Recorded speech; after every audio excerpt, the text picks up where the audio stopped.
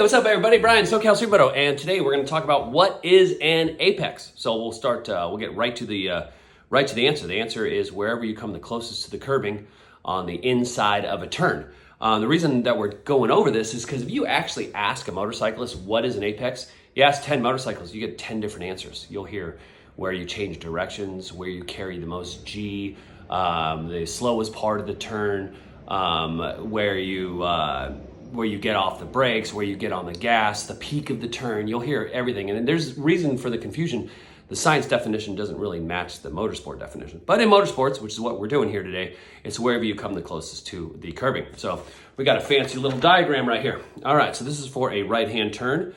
This one right here, the orangey line, that would be an early apex because I'm coming across the curbing very early in the turn. Most of the time people do this out of error.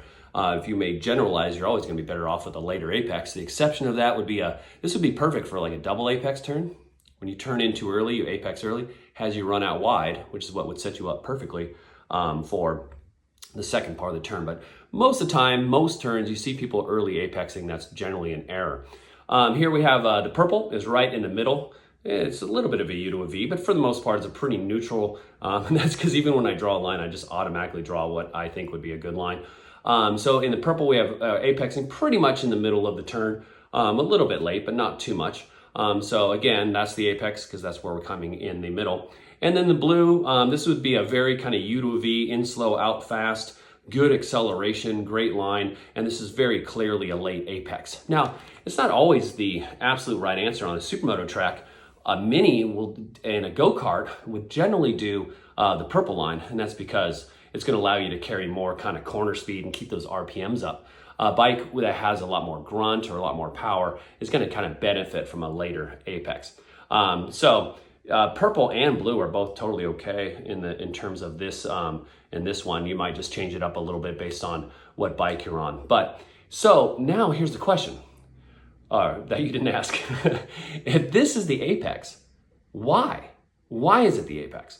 And the reason is, if we look at the turn and we look at the line from the line that allows us to give a single input, has the largest average radius, and allows us to get on the gas early. Let's just say we're focusing on that. We're focusing on a line that single input, on the gas early, largest average radius. Then where does that put us close to the curbing? That is what answers where the apex is. So the apex isn't just the apex all by itself. The apex is the apex based on when we have a good line and we're able to get out of the turn fast.